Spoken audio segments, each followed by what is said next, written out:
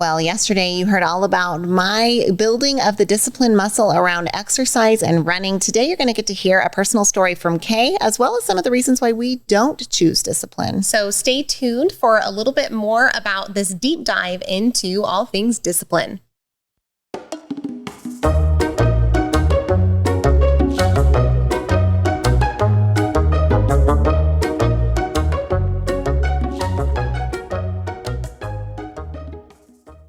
If you're hearing all this culture talk and want to be a part of a thriving, growing culture, we want to invite you to be a part of Squeeze In. Squeeze In Franchising offers you the chance to bring a culture and a vibe like Squeeze In to your community. You can make money, you can get time freedom for you and your family. We would love to have you as part of our Squeeze In family. Join us in the ownership team and go to squeezein.com/franchising. You're enjoying this episode on Angel Phoenix Productions Podcast Network. To explore a complete lineup of quality programs and media production services, head on over to angelphoenix.com or like our Facebook page at facebook.com/Angel Phoenix Productions.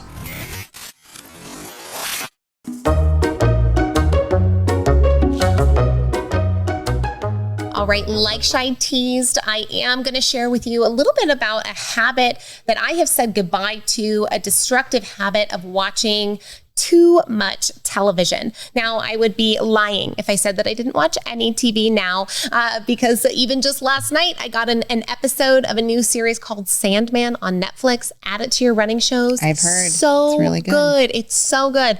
But I love TV. Maybe you're like me and you love story, you love the drama, you love the cinematography. Like, I've always loved TV and I've had it in my life since I was a kid. But in 2016, I was examining the habits that took up the most time in my life. Now, I do want to add the caveat here that in 2016, I did not have any children. I did not realize how much time children take out of your life and your day. But at this time, I was averaging about 4 hours of television a day. Now, that might seem like a lot when you say 4 hours, but it doesn't seem like a lot when you say 4 episodes, right? So 4 episodes of TV a night. And what I started to realize was that, if I want to be the type of person that is an active learner and grower, is a person who identifies as a fitness enthusiast, as a person who is present with her family, a person who's present with her life, that giving 4 hours of my time every single day, 28 hours a week, meaning a whole day, and 4 hours of my time every single week dedicated to someone else's story and someone else's narrative, well, those two things just weren't congruent. So what you did from that was make that decision to shift it, to first bring awareness to it, and then to shift into how can I replace that time? It's not just about, and I think this is where so many of us get it wrong when it comes to discipline. It's not just about removing the thing we don't want.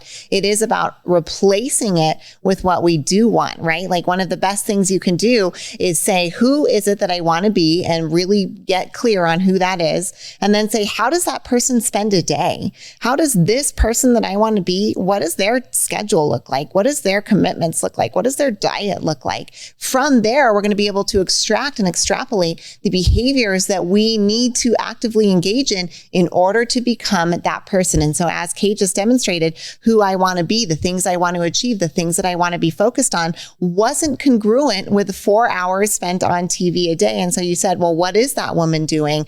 This woman is engaging in learning and growth, in particular, reading books. Yeah. So I replaced that TV habit with a book habit. Now, at first, in order to get myself to actually take action, I needed to put the discipline cookies on the bottom shelf. I needed to make them easy for me to access in the beginning. Much like yesterday, you heard Shyla started with 30 minutes a day on the elliptical, an easier exercise necessarily than running. And so I started out with reading fiction books, right? Things that would capture my attention, getting myself into the reading habit. The other grab bag of things that I added into my time were things like self-care, taking intentional baths, or something that I like to call self-care showers.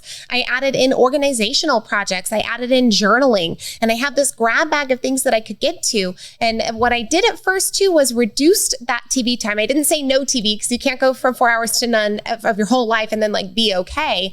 But I said, you know what? I'm going to give myself 1 hour of TV a day. And it ended up making TV more special for me and something that was more gratifying when I got to engage in it, and my quality of life really improved. I love that story. And since then, you've been able to read over, I think, 250 books. Yep. You track your book reading. It averages out to about 50 books a year. It's been amazing to see what you've been able to do and how you've been able to grow just by bringing first awareness and then action to that habit that was already in place. Like, we all have the same 24 hours in a day. And I'm putting that in air quotes because it's not always equally distributed, right? Those who have access to a lot of resources are more easily able to design and craft their 24 hours. But the truth is that there is that kind of general basis of we all have the same 24 hours, which means deciding how you spend that 24 hours and disciplining yourself around those behaviors can really be that difference maker between achieving who it is you want to be and what it is you want to do,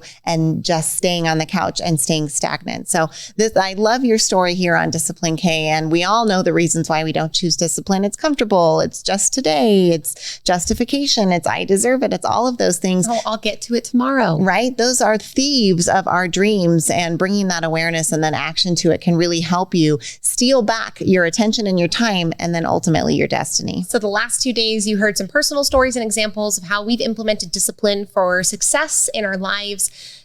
Tomorrow, we're going to talk a little bit about an external example from an author you heard us talk about in Monday's episode, David Goggins. So stay tuned for tomorrow's Fangirl episode. We look forward to being at you then.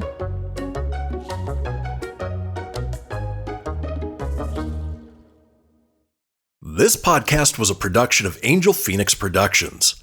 Explore more episodes of this show or other great shows on the Angel Phoenix Podcast Network by visiting angelphoenix.com.